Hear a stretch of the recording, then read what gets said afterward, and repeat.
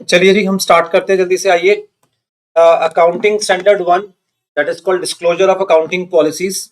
सबसे पहले एक बात जो याद रखनी है इस अकाउंटिंग स्टैंडर्ड के लिए, ये बेसिक अकाउंटिंग स्टैंडर्ड है हमारा। तो बेसिक अकाउंटिंग स्टैंडर्ड होने की वजह से इन्होंने क्या बोला, ये अकाउंटिंग स्टैंडर्ड सारी एंटिटीज के ऊपर एप्लीकेबल है, चाहे वो प्रॉफिट मेकिंग हो, चाहे वो नॉन प्रॉफिट मेकिंग हो, चाहे वो कोई भी हो, मैन्युफैक्चरिंग हो, बड़ी हो छोटी हो, सब कंपनीज के ऊपर एप्लीकेबल है। अब इनका पर्पस क्या है इस अकाउंटिंग स्टैंडर्ड को लेके, पहले वो हम पर्पस समझते हैं फिर हम आगे बढ़ते हैं। ठीक है, पर्पस ये है इस अकाउंटिंग स्टैंडर्ड में, हम फाइनेंशियल स्टेटमेंट्स बनाते हैं। फाइनेंशियल स्टेटमेंट बहुत समराइज फॉर्म में होती है, राइट।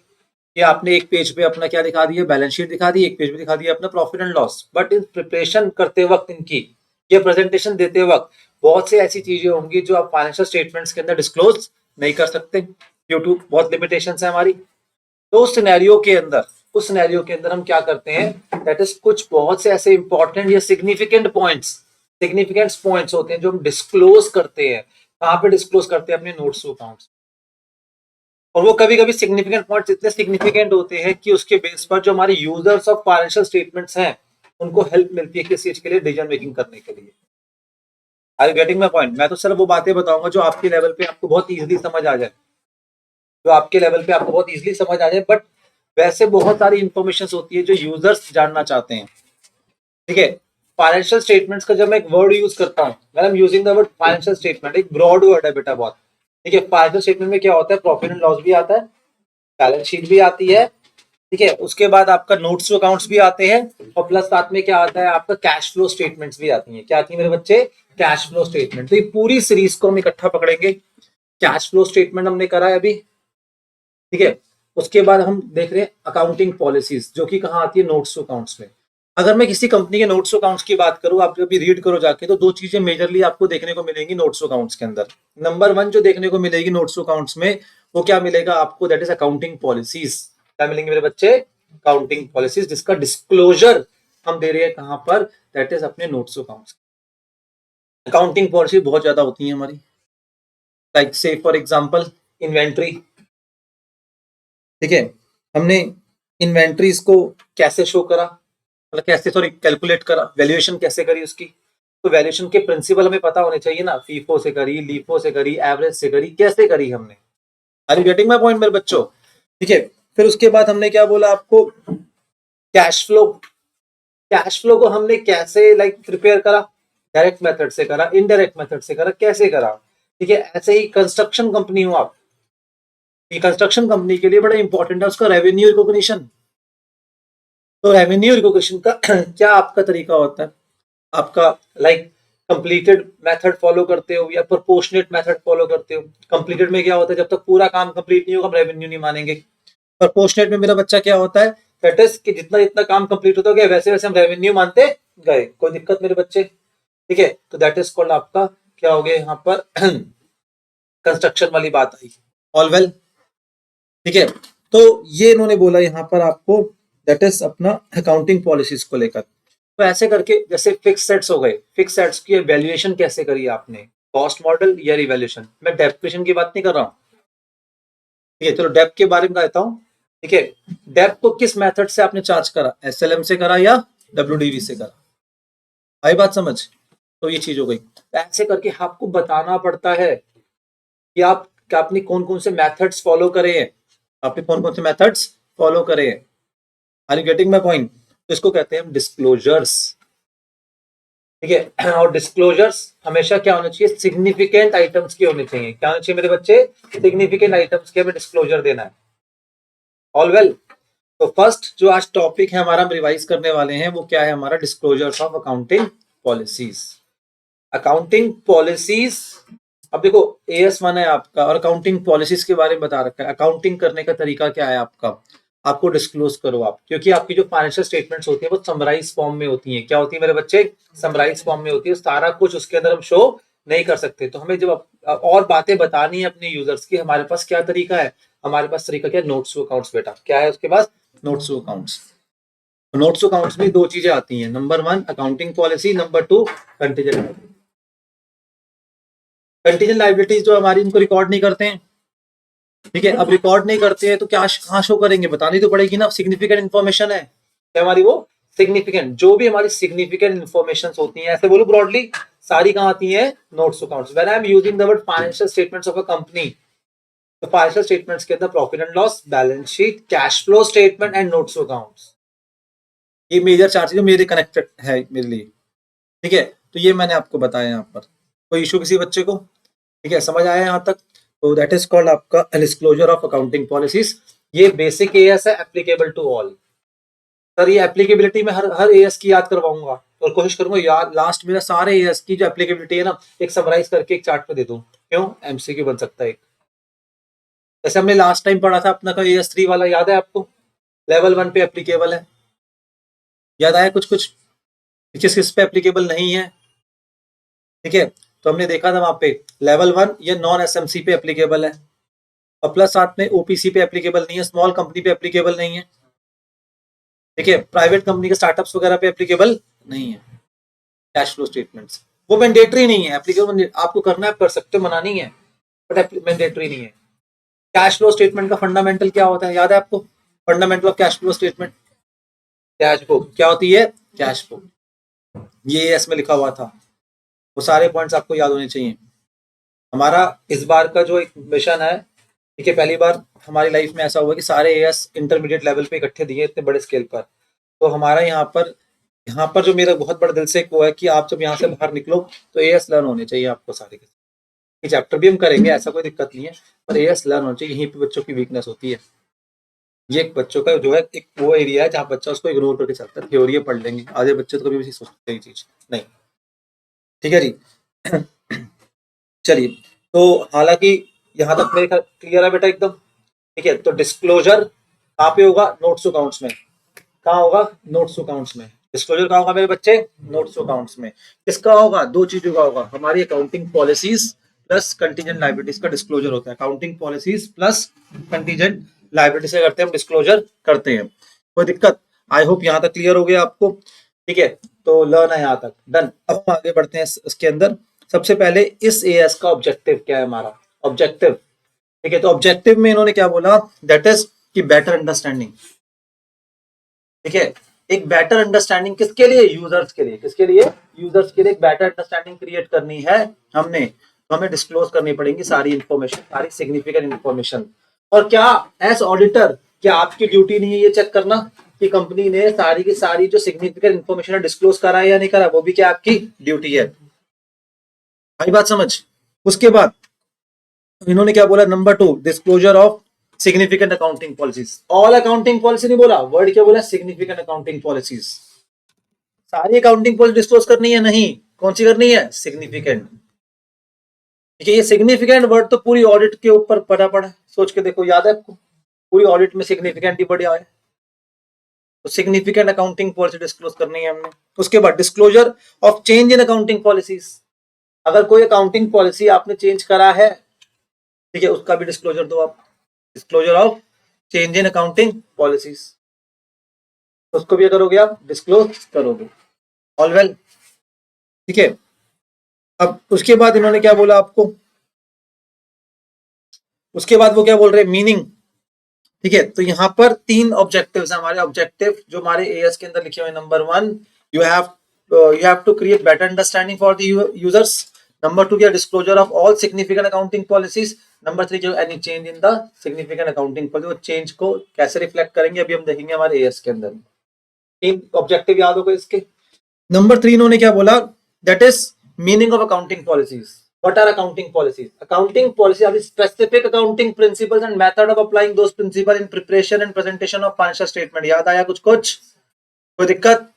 फिर बोलो, accounting policies are the specific accounting principles. Principles मतलब rules. Principle मतलब rules.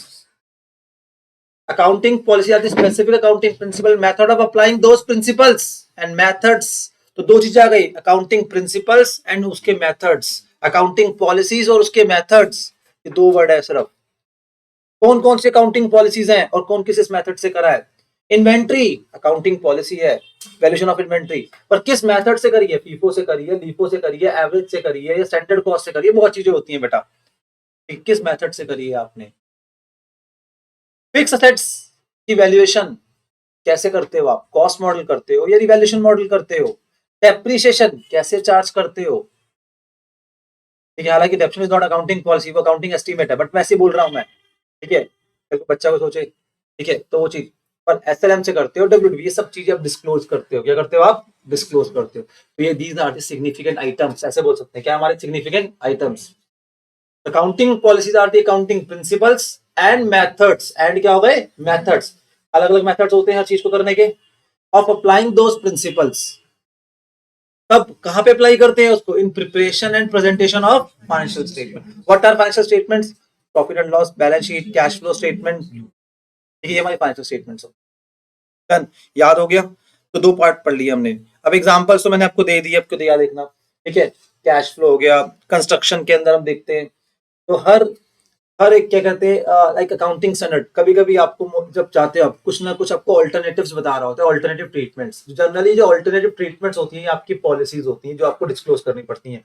अगर कोई भी अकाउंटिंग स्टैंडर्ड किसी पर्टिकुलर आइटम के लिए कोई आपको ऑल्टरनेटिव, आप ऐसे भी कर सकते हो, आप ऐसे भी कर सकते हो, बता रहा है, तो यू हैव टू डिस्क्लोज, अगर वो सिग्निफिकेंट है तो। समझ आई, इन शॉर्ट की स्टोरी क्या है, अगर कोई अकाउंटिंग स्टैंडर्ड एक पर्टिकुलर चीज के ऊपर, एक पर्टिकुलर आइटम के ऊपर डिफरेंट डिफरेंट क्या बता रहा है आपको, ट्रीटमेंट्स बता रहा है, then you have to disclose such treatments. कि आपने कौन सी फॉलो करी, बिकॉज जब मैं कंपेयर करूंगा आपकी फाइनेंशियल स्टेटमेंट किसी और के साथ, तो मुझे मीनिंगफुल कंपैरिजन चाहिए, क्या चाहिए, मीनिंगफुल कंपैरिजन। तो बेनिफिट्स क्या है इसके, बेटर अंडरस्टैंडिंग प्लस क्या हो गया, मीनिंगफुल कंपैरिजन। अगर मैं डिस्क्लोज ही नहीं कर रहा हूं कि मैंने ये रेवेन्यू कैसे रिकॉग्नाइज करी है, मैंने इन्वेंट्री की वैल्यूएशन कैसे निकाली है, ये दो अलग अलग एंटिटीज है, दोनों ने अलग अलग प्रिंसिपल से अकाउंटिंग करी है अपनी, तो टेक्निकली इनका जो कंपैरिजन है वो मीनिंगफुल नहीं होगा, मीनिंगलेस हो जाएगा, अगर इनको पता नहीं होगा ये वाली बात। Are you getting my point, तो यह देखना पड़ेगा हमें। तो यहां तक समझ आ गया पूरा, यस, ठीक है। मैं कोई इससे सेपरेट क्वेश्चन एक्सपेक्ट नहीं कर रहा है ऐसे, ऑनेस्टली स्पीकिंग, और बेसिक ही ऐसे आपका, बट ये एक्सपेक्ट करो पक्की बात है एमसीक्यू करेगा थोड़ा, ठीक है। जहां पे कोई बड़ा क्वेश्चन में एक्सपेक्ट नहीं करो, जहां तक मेरी नॉलेज है अभी तक की, ठीक है, जो हमारे एएस होंगे 4 to 5 मार्क्स के आएंगे एग्जाम के अंदर, मतलब बड़ा वाला क्वेश्चन, उसमें बड़ा वाला क्वेश्चन। और मैं तो कह रहा हूँ ऐसे 4 to 5 वाले क्वेश्चन अच्छे होते हैं उल्टा, कि थोड़ी जल्दी सॉल्व हो जाते हैं, ठीक है, इन पे ज्यादा हम अटैक करेंगे, ठीक है। थोड़ी ट्रीटमेंट्स होती हैं, अगर आपको ट्रीटमेंट अच्छे से याद है तो आप कर सकते हो जल्दी से, ऑल वेल, ठीक है। अब उसके बाद मैनर ऑफ डिस्क्लोजर, ठीक है, इसको कैसे डिस्क्लोज करोगे आप, तो बोला एट वन प्लेस, सारी अकाउंटिंग पॉलिसीज एक प्लेस पे डिस्क्लोज होगी, स्कैटर्ड नहीं हो सकती, स्प्रेड नहीं कर सकते, किसी मतलब इन्वेंट्री के साथ इन्वेंट्री की कर दी, फिक्सेड्स या फिक्सेड्स की कर दी, ऐसा पॉसिबल नहीं है। You have to disclose your accounting policy at one place. Number two, that should form the part of financial statement, अभी तो पढ़ा था बात बात में आपको, financial statement includes the profit and loss, balance sheet, notes to accounts, और accounting policy कहाँ आती है, नोट्स टू अकाउंट्स में आती है, कहाँ आती है, नोट्स टू अकाउंट्स। उसके बाद disclosure is not remedy, disclosure is not remedy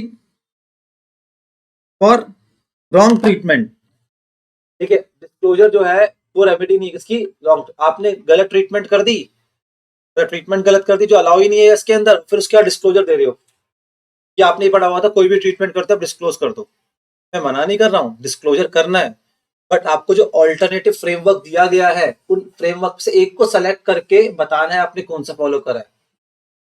आप कोई भी ऐसा काम नहीं कर सकते, ठीक है, जो एएस अलाउड नहीं कर रहा आपको, या आपका जो एप्लीकेबल रूल्स एंड रेगुलेशंस है, लॉ जो आपको अलाउ नहीं कर रहा, are you getting my point, तो वहां पर देखना है तो दिक्कत। तो ये हो गया मैनर ऑफ डिस्क्लोजर्स। तो अभी अब तक हमने क्या देखा, सबसे पहले हम देखा अकाउंटिंग पॉलिसीज जो है सारे एप्लीकेबल है सारी एंटिटीज के ऊपर, ऑब्वियस सी बात है कोई भी एंटिटी होगी उसको अपनी अकाउंटिंग पॉलिसी डिस्क्लोज करनी पड़ेगी अगर वो सिग्निफिकेंट है तो। ऑब्जेक्टिव्स क्या है इनके, ऑब्जेक्टिव तीन है, बेटर अंडरस्टैंडिंग बनाना, डिस्क्लोजर देना, प्लस चेंज को भी डिस्क्लोज करना, चेंज को भी डिस्क्लोज करना। इसका मीनिंग मैंने बता दिया, accounting policies are the accounting principles and method of applying those principles and method of applying those principles in preparation and presentation of financial statements. Examples दो तीन हमने देख लिए थे यहाँ पर इसके, ठीक है। बेनिफिट्स क्या है, बेटर अंडरस्टैंडिंग और meaningful comparison.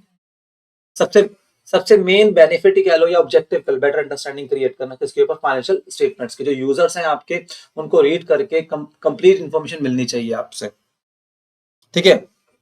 Manner of disclosure क्या है, ठीक है, it should be disclose at one place, कहां पर डिस्क्लोज होना चाहिए आपका, one place. Form the part of financial statement, इसका पार्ट होना चाहिए वो फाइनेंशियल स्टेटमेंट का। थर्ड क्या होगा, disclosure is not the remedy for wrong treatment, अगर आपने कोई रॉन्ग ट्रीटमेंट दी है, ठीक है, तो उस केस के अंदर वो जो है उसका क्या नहीं है, रेमेडी नहीं है, आपको उसको ठीक करना पड़ेगा, आप डिस्क्लोजर देकर बच नहीं सकते। चलिए जी, नेक्स्ट में बोला सिलेक्शन ऑफ अकाउंटिंग पॉलिसीज की बात कर रहे हैं, ठीक है। अकाउंटिंग पॉलिसीज को सेलेक्ट करना, ठीक है, इन्होंने क्या बोला आपको, प्राइमरी कंसिडरेशन, क्या बोला इन्होंने, प्राइमरी कंसिडरेशन, दैट इज कि आपको क्या देखना है कि आपकी जो financial statement true and fair view देगी, मतलब एज अकाउंटेंट एज मैनेजमेंट आपकी भी रिस्पॉन्सिबिलिटी है कि आपकी फाइनेंशियल स्टेटमेंट क्या देनी चाहिए, true and fair view. As auditor आपकी तब भी ये रिस्पॉन्सिबिलिटी है कि फाइनेंशियल स्टेटमेंट क्या देगी हमारी, ट्रू एंड फेयर व्यू देगी, कोई दिक्कत। नंबर 2 इन्होंने क्या बोला, अदर कंसिडरेशंस, जो हमारी फाइनेंशियल सॉरी हमारी अकाउंटिंग पॉलिसी होनी चाहिए, एक तो प्रूडेंट होनी चाहिए, कोई भी ऐसी अकाउंटिंग पॉलिसी नहीं होनी चाहिए, ठीक है, जिसके अंदर प्रॉफिट्स आप जरूरत से ज्यादा दिखा रहे हो, ठीक है। पर इसका प्रूडेंट का मतलब ये भी नहीं होता, समझो आज, कि मतलब आप ऐसा कुछ कर दो कि एक्सेस प्रोविजंस क्रिएट कर दो या एक्सेस आप अपने आप को प्रॉफिट्स को सप्रेस कर लो अपना, ऐसा भी नहीं करना आपको, ठीक है। तो प्रूडेंट का मतलब क्या हो गया, आपको प्रूडेंट होकर सारी अकाउंटिंग पॉलिसीज को बनाना है, ठीक है। वहां पर आपको ये देखना कोई भी पॉसिबल लॉसेस हैं फ्यूचर के, या पॉसिबिलिटी है कुछ ऐसी कि ऐसा जो कोई ऐसी ट्रीटमेंट दे रहे हो जिससे आपकी ओवर वैल्यूएशन हो रही है, specially in case of assets, like in case of inventory, in case of fixed assets आपको वैल्यूएशन करनी पड़ती है। तो वैल्यूएशन कुछ ऐसी होनी चाहिए जिससे उसकी एग्जैक्ट, जो मैं ये नहीं कह रहा हूँ कम वैल्यू, जो उसकी एग्जैक्ट वैल्यू है वही रिफ्लेक्ट करे ना उसकी, ओवर वैल्यूएशन हम शो नहीं करेंगे। या क्लोजिंग स्टॉक हो, चाहे वो हमारा क्या फिक्स सेट्स हो, मेरा एक फिक्स सेट है, ठीक है, अगर से फॉर एग्जांपल फिक्स सेट्स है हमारा वो 10 लाख का, मार्केट वैल्यू उसकी 15 लाख भी है, ठीक है, बट अगर हम कॉस्ट मॉडल फॉलो कर रहे हैं तो हम क्या शो करेंगे, उसको 10 लाख पर ही शो करेंगे। ऐसे इन केस ऑफ इन्वेंट्री हमने हमेशा क्या पढ़ा है, कॉस्ट और NRV which ever is lower, उसमें तो लोग जब तक वो जो इन्वेंट्री है उसके अगेंस्ट की जो हमारा प्रॉफिट है वो रियलाइज नहीं होता, प्रॉफिट रियलाइज नहीं होता, तब तक क्या होगा, दैट इज उसको हम शो नहीं कर सकते किसके अंदर, बुक्स ऑफ अकाउंट्स के अंदर। इन्वेंट्री हमेशा कॉस्ट पे रहेगी, किस पे रहेगी मेरा बच्चा, कॉस्ट पे रहेगी, तो प्रूडेंट होकर चलना है। अकाउंटिंग पॉलिसीज इस तरीके से बन होनी चाहिए आपकी जो प्रूडेंट हो, पर प्रूडेंट को कभी मिसजज मत कर लेना। प्रूडेंट का मतलब ये नहीं होता कि आपने क्या कर रखा है एकदम लाइक कि अपने लॉसेस को एक्सेस शो कर रखा है, वो भी गलत है, फिर वो मैनिपुलेशंस है, फिर क्या है वो आपकी मैनिपुलेशंस है। देखिए अनरियलाइज प्रॉफिट को ना दिखाना अच्छी बात है, या ओवर वैल्यूएशन करना, ठीक है, वो गलत बात है।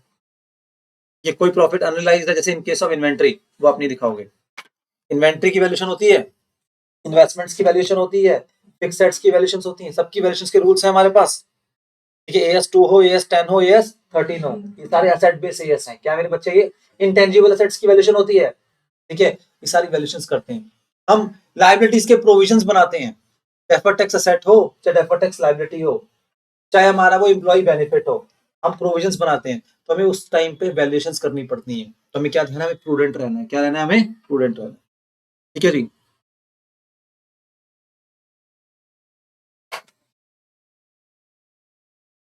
अब उसके बाद बस इतना सा ये एएस, ये क्या बोल रहा है, फंडामेंटल अकाउंटिंग अजम्पशंस के बारे में, इसके बारे में बात कर रहे हैं, फंडामेंटल अकाउंटिंग अजम्पशंस। तो what are fundamental accounting assumptions, ठीक है। तो फंडामेंटल अकाउंटिंग अजम्पशंस हमारे पास 3 होती हैं, ठीक है, that is consistency, accrual concept and क्या हो गया, गोइंग कंसर्न। अच्छा कभी कभी बच्चे क्या करते हैं, लगता है अपने पढ़ा हुआ क्लास 11 12th में तो हम इसको पढ़ के नहीं जाएंगे, तो मैं खुद बोलूंगा एक बार थोड़ी सी, चाहे वो आप प्रूडेंट कॉन्सेप्ट है सब आपका, सॉरी ये रह गया हमारा भी, सॉरी प्रूडेंट समझ आ गया आपको, रुको एक मिनट।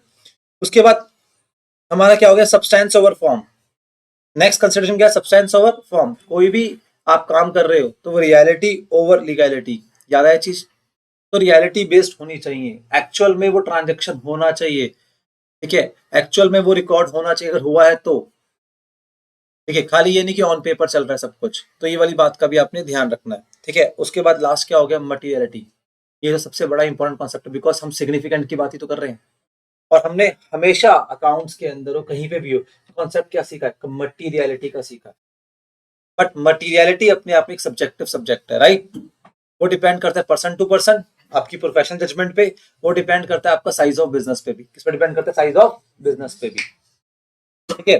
तो आपको डिस्क्लोज क्या करना है, सारे मटेरियल आइटम्स को और मटेरियल अकाउंटिंग पॉलिसीज को, जिसको हम सिग्निफिकेंट भी बोल रहे हैं, आई बात समझ। 3 बातों का ध्यान रखना है, selection of accounting policies, accounting policy सिर्फ मटेरियल आइटम्स के लिए होनी चाहिए, इसके लिए होनी चाहिए मटीरियल आइटम, पॉइंट नंबर 1। फिर उसके बाद second point substance over form, मतलब ऑन पेपर नहीं, एक्चुअल में होना चाहिए। तो ट्रांजेक्शन्स एक्चुअल में हुए होने चाहिए, उसको आप रिकॉर्ड करोगे। उसके बाद लास्ट क्या हो गया आपका, वो प्रूडेंट होनी चाहिए। क्या होनी चाहिए, वो प्रूडेंट। मैं मतलब रिवर्स ट्रेंड में आपको बता रहा हूँ, दैट इज आपका PSP MSP, ठीक है। मैंने क्या बोला, मटीरियलिटी, सब्सटेंस ओवर फॉर्म, और क्या हो गया हमारा, प्रूडेंट होनी चाहिए। याद हो गया। तो यहाँ पर ये आपका MCQ बन सकता है दोस्त। इसको हम रिवर्स हमने देखा, MSP, हमारा MSP क्या हो गया, मटीरियलिटी, मटीरियल आइटम के लिए अकाउंटिंग पॉलिसी बनेगी। नंबर 2 सब्सटेंस ओवर फॉर्म का ध्यान रखना है, reality based not legality based. और नंबर 3 क्या हो गया, प्रूडेंट होनी चाहिए। क्या होनी चाहिए मेरे बच्चे, प्रूडेंट होनी चाहिए। ऑल वेल, ठीक है। तो ये हो गया आपका अदर कंसिडरेशंस, ठीक। तो इन चीजों का आपको ध्यान रखना है यहाँ पे, ये आई थिंक अब याद भी हो जाएगा आपको ये। अब उसके बाद आ गया fundamental accounting assumptions. Fundamental accounting assumptions क्या होते हैं आपके, दैट इज कि इनको अगर आप फॉलो कर रहे हो ना, ये अजम्पशन है भाई, बताने वाली कोई बात नहीं है। क्या बोला मैंने, अजम्पशन है, बताने वाली बात नहीं है। अगर फंडामेंटल अकाउंटिंग अजम्पशन फॉलो हो रहे हैं, ठीक है, तो उसका कोई डिस्क्लोजर नहीं देना। अगर ये फॉलो नहीं हो रहे हैं तो डिस्क्लोजर देना है। और इसके ऊपर बात करी थी इंट्रोडक्शन के अंदर भी, अभी बात करता हूँ उसको, मैं याद दिलवाता हूँ आपको। That is if not followed तो आपको डिस्क्लोज करोगे। अब फंडामेंटल अकाउंटिंग असम्पशंस क्या होते हैं, अब हम देख लेते हैं। नंबर 1 जो फंडामेंटल अकाउंटिंग असम्पशन है हमारा, दैट इज कंसिस्टेंसी, CAG। इसके नाम से याद करते हैं इसको हम, CAG, कंसिस्टेंसी। मतलब जो अकाउंटिंग पॉलिसी एक बार आपने सेलेक्ट कर ली है, उस अकाउंटिंग पॉलिसी को आप ईयर आफ्टर ईयर अप्लाई करोगे, उसके अंदर बहुत जल्दी आप चेंजेस नहीं लाओगे, अनलेस एंड अनटिल 3 सर्कमस्टांसेस हैं, change in law, change in as, and BP का मतलब बेटर प्रेजेंटेशन। बीपी का मतलब क्या हो गया, बेटर प्रेजेंटेशन होगी तो आप कर सकते हो। तो इन विच सर्कमस्टांसेस आप क्या कर सकते हो, अपना लाइक अकाउंटिंग पॉलिसी को चेंज कर सकते हो, और अपनी कोई भी अकाउंटिंग पॉलिसी चेंज कर सकते हो 3 सर्कमस्टांसेस में। ये भी एमसीक्यू बन सकता है आपको। तो जहां जहां 3-3 पॉइंट्स आ रहे हैं ना, ये वाले ऊपर वाले, CAG, MSP, ये सारे एमसीक्यू का पार्ट बन सकते हैं। इनमें से कौन सा है या नहीं आपको ध्यान रखना है, ठीक है जी। तो ये चीज हो गई आपकी, कंसिस्टेंसी पे ध्यान रखना। उसके बाद इन्होंने क्या बोला मेरे बच्चे, disclosure of change in accounting policies, ठीक है। अगर हमने बोला चेंज कर सकते हो तो चेंज का डिस्क्लोजर देना है, यस देना है, क्योंकि हमने ऊपर ही पढ़ लिया था, डिस्क्लोजर ऑफ एनी चेंज। तो वो क्या बोल रहे हैं आपसे, चेंज इन अकाउंटिंग पॉलिसी का डिस्क्लोजर देना है, यस आपने देना है। अगर मटीरियल, अगर क्या है वो मटीरियल है, ठीक है, तो उस केस के अंदर आप उसका अमाउंट डिस्क्लोज करोगे। मटीरियल इन CP का मतलब होगा करंट पीरियड हो गया। यहाँ पे CP का मतलब क्या होगा मेरे बच्चे, करंट पीरियड हो गया, ठीक है। अगर वो मटेरियल है करंट पीरियड में तो उसका अमाउंट को आप डिस्क्लोज करो। अगर अमाउंट को डिस्क्लोज नहीं कर सकते ना, ठीक है, तो उस केस में क्या करो, उसके फैक्ट को डिस्क्लोज करो। क्या करो, उसके फैक्ट को डिस्क्लोज करो, ठीक है।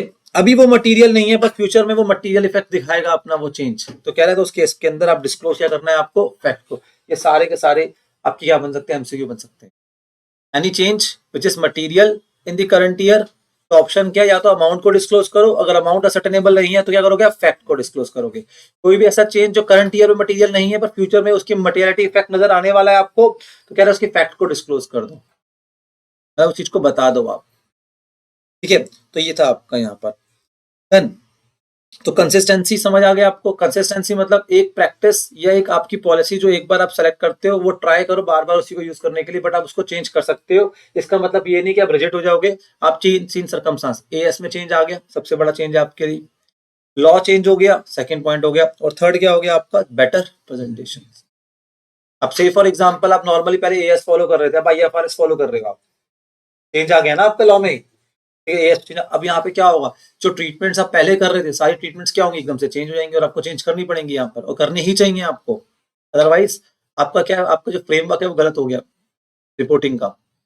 उसके बाद अगर हमारे लॉ में कुछ चेंजेस आते हैं तो उस चेंजेस की वजह से कुछ चेंज करना है तो आप कर सकते हो, ठीक है जी। और लास्ट हो गया बेटर प्रेजेंटेशन, मतलब क्या हो गया, ना लॉ में चेंज है ना आपके एएस में चेंज है, बट आपके ऑडिटर आया, आपके ऑडिटर ने बोला कि जो पॉलिसी फॉलो कर रहे हो वो इतनी ठीक नहीं है, अप्रोप्रिएट नहीं है आपके हिसाब से। मैं नहीं बोल रहा गलत है, बट वो एक बेटर पिक्चर नहीं दे रही है आपकी इन्वेंट्रीज का। आप इसको छोड़कर मतलब फीफो को छोड़ के एवरेज पे आ जाओ, वो बेटर प्रेजेंटेशन देगी आपकी, बेटर आपकी वैल्यूएशन देगी। तो अगर हमने ऑडिटर के रिकमेंडेशन पे चेंज करा है, ठीक है, तो उस केस में वो भी क्या हो गया आपका, दैट इज वो भी चेंज क्या आपको अलाउड है। बट फ्रीक्वेंसी ऑफ चेंज बहुत हाई नहीं होनी चाहिए आपकी, तो उससे क्या प्रॉब्लम आएगी, उससे बेटर अंडरस्टैंडिंग नहीं बन पाएगी और मीनिंगफुल कंपैरिजन नहीं हो पाएगा। बिकॉज कंपैरिजन दूसरों से नहीं होता हमारा, अपनी पास रिपोर्ट से भी कंपेयर करते हैं अपने आप को। आई बात समझ। और जब हमको ऐसा चेंज करते हैं अकाउंटिंग पॉलिसी में, मैं आप सबको बता दूं ये चीज, तो उस केस में क्या होता है, हमारे पास करंट पीरियड होता है और साथ में कंपैरिजन में क्या होता है हमारा, प्रीवियस। तो सिनेरियो में जहां पे पॉसिबल होता है, ठीक है, तो प्रीवियस वाली फिगर्स को रीस्टेट करना पड़ता है। क्या बोला मैंने, प्रीवियस वाली फिगर्स से करना पड़ता है रीस्टेटमेंट, याद है वर्ड, रीस्टेट करना पड़ता है। और वो जो रीस्टेटमेंट आप करोगे उसको भी आप डिस्क्लोजर में दिखाओगे, क्या दिखाओगे, उसका भी डिस्क्लोजर दिखाओगे। बात समझ आ रही है ये वाली, ठीक है। तो ये सब बातें इन्होंने यहाँ पर बताई आपको। अब उसके बाद फंडामेंटल काउंटिंग असम्पशन क्या है आपका, अक्रूवल कॉन्सेप्ट। क्या है मेरे बच्चे, अक्रूवल कॉन्सेप्ट। आप सबने बचपन से पढ़ा हुआ है अक्रूवल कॉन्सेप्ट, ठीक है। ट्रांजैक्शन जब अक्रू हो जाता है, जब वो हो जाता है तभी उसको हम रिकॉर्ड करते हैं, दैट इज कॉल्ड अक्रूवल। तो अकरेंस बेस वर्ड क्या है यहाँ पे, मैं बताता हूँ। अक्रूवल का मतलब है अकरेंस, मतलब क्या है, अकरेंस।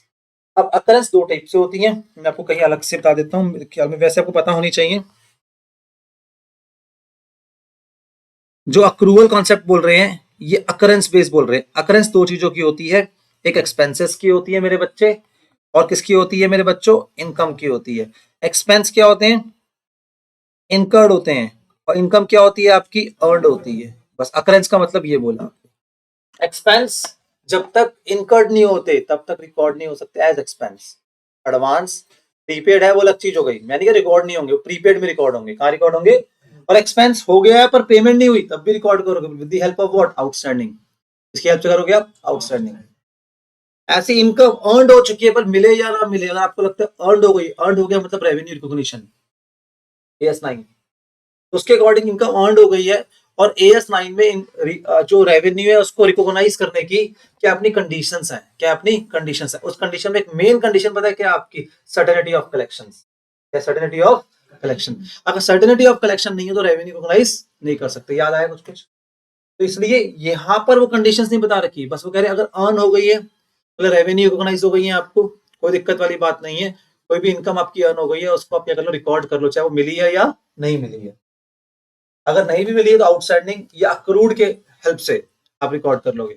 अगर कोई अमाउंट आ चुका है आपके पास बट वो एज पर AS9, ऐसे बोल रहा हूँ, एज पर AS9 वो आपकी भी इनकम नहीं बनी, वो रेवेन्यू नहीं हुई आपकी, बिकॉज उसने कंडीशंस को फुलफिल नहीं करा।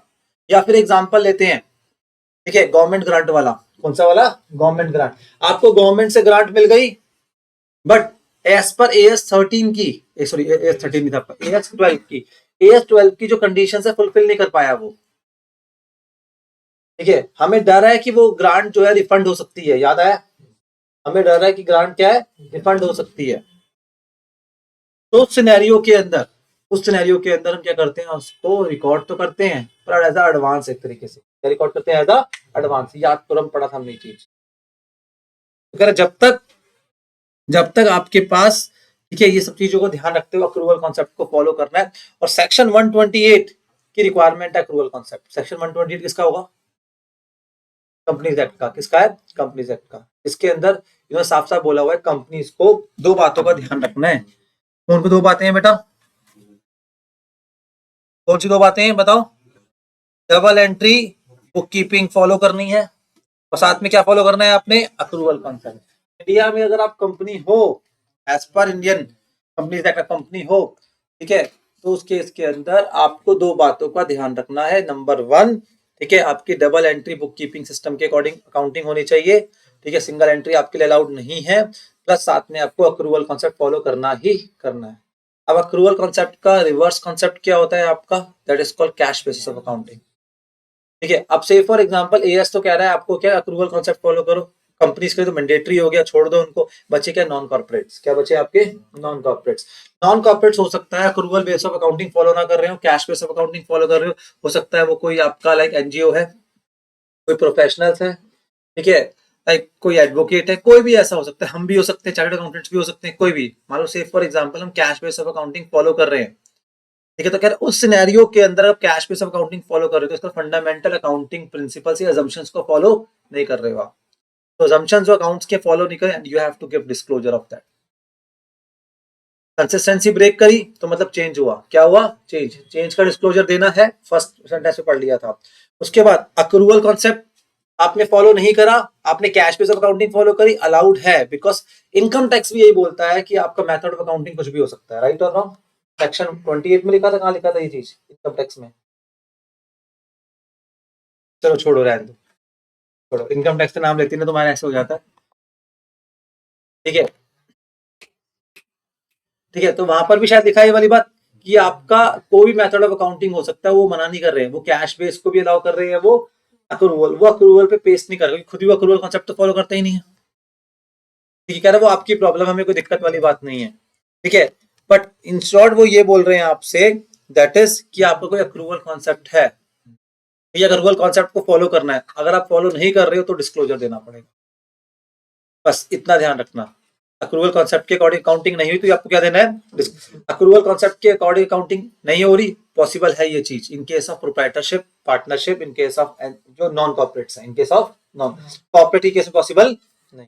इन शॉर्ट स्टोरी यही है, सेक्शन 128 का रेफरेंस है, याद हो गया? उसके बाद इन्होंने क्या बोला आपको? Going concern. ठीक है, जनरली हम जो क्लासिफिकेशन करते हैं एसेट्स की, current investment, non current investment, current assets, non current assets करते हैं, ये क्लासिफिकेशन किस बेस पर करते हैं? ठीक है, गोइंग कंसर्न क्या है हमारी? Going concern, long term liability, short term liability, ये सारा का सारा कॉन्सेप्ट किसका है? गोइंग कंसर्न का कॉन्सेप्ट। अगर गोइंग कंसर्न आप फॉलो कर रहे हो, क्या अजम्पशन थी भाई, बताने वाली क्या बात है इसके अंदर? वो तो हम भी अज्यूम कर रहे हैं, आप कर रहे होगे, सारे बिजनेस करते ही हैं, ठीक है, पर आप गोइंग कंसर्न फॉलो नहीं कर रहे हो तो इसका मतलब क्या हो गया? That is going concern valid नहीं है आपके यहाँ। क्यों वैलिड नहीं है? कोई भी रीजन हो सकता है, लाइक कंपनी में अचानक से बहुत हैवी लॉसेस हो गए और कंपनी का बहुत शॉर्ट टर्म में क्या है, दैट इज रिजोल्यूशन, ये इंसॉल्वेंसी होने वाली है, तो गोइंग कंसर्न अब वैलिड नहीं है। याद आया, कहीं पे पढ़ा था हमने AS4 में, AS4 events after balance sheet date, एक AS हुआ करता था, events after balance sheet date में क्या बताया गया था? तभी तो मैं, अब रिवीजन का पर्पस क्या है? कनेक्टिविटी जोड़ना। ठीक है, AS4 में क्या बताया गया था? कोई भी ऐसा इवेंट जो आपकी गोइंग कंसर्न को इफेक्ट कर दे जाकर, ठीक है, वो एडजस्टिंग इवेंट बन जाता है। तो वहां पे तो ये वाली बात बोल दी, तो इसका मतलब गोइंग कंसर्न हो सकता है कभी भी वैलिड ना हो। क्यों वैलिड नहीं है सर? क्योंकि आपकी कंपनी को बहुत हैवी लॉसेस हो गए हैं, अचानक से कुछ आग लग गई थी, जिसकी वजह से क्या हो, कंपनी अब सर्वाइवल के मोड में नहीं है, ये पोजीशन में नहीं है। तो उस सिनेरियो के अंदर आपको क्या करना पड़ता है मेरे बच्चे? दैट इज, आपको क्या करना है? आपको अपना जो असेट्स है उनको NRV पे लेकर आना है। कहाँ लेकर आना है? NRV पे। वैलिड नहीं है तो क्या करेंगे भाई सर, बताओ ना। इसका मतलब जो क्लोजिंग स्टॉक है वो NRV पे आएगा। किस पर आएगा? NRV पे। जो फिक्स सेट्स है किस पर आएंगे? NRV पे आएंगे। अब आपके अपने according SLM method, WD method नहीं लगाओगे और जो डिफरेंस आ रहा होगा that will be transfer to profit. ये न्यू लर्निंग थी आपकी हमारी। अब इसी सर आपको अप्रूव करो, हमने चैप्टर नंबर 1 के अंदर, अभी आपको मुझे आता है बहुत कम याद होगा, शुरू शुरू में करा था 1 के अंदर एक क्वेश्चन सॉल्व करा था, बड़ा फेमस क्वेश्चन है एग्जाम का, वो बार बार एग्जाम में आता है। कुछ आपको बैलेंस शीट गिवन थी प्लस साथ में ट्रांजैक्शंस गिवन थे, वो बोल रहे थे profit and loss account, trading and profit and loss account बनाओ following going concern, not following going concern, वहां से कनेक्टेड है टॉपिक। और वो question one of the most important topic है, जब मैं वो टॉपिक रिवाइज कराऊंगा तो आपको मैं बताऊंगा सारा अच्छे से। कोई दिक्कत? पक्का? तो ये इन्होंने बोला आपको यहाँ पर क्या पूरा इस एएस के बारे में। आई थिंक और क्या है इसके अंदर, सी है जी, ठीक है। अगर आप फॉलो नहीं कर रहे हो तो डिस्क्लोजर दोगे, अगर फॉलो कर रहे हो मतलब कोई आपका अजम्पशंस, तो डिस्क्लोजर नहीं देना आपने। Disclosure of change in accounting policies, ठीक है, यही तो हमने पढ़ लिया था। हाँ जी, तो बस यही था बच्चे, मतलब हमें एग्जैक्टली हाफ एन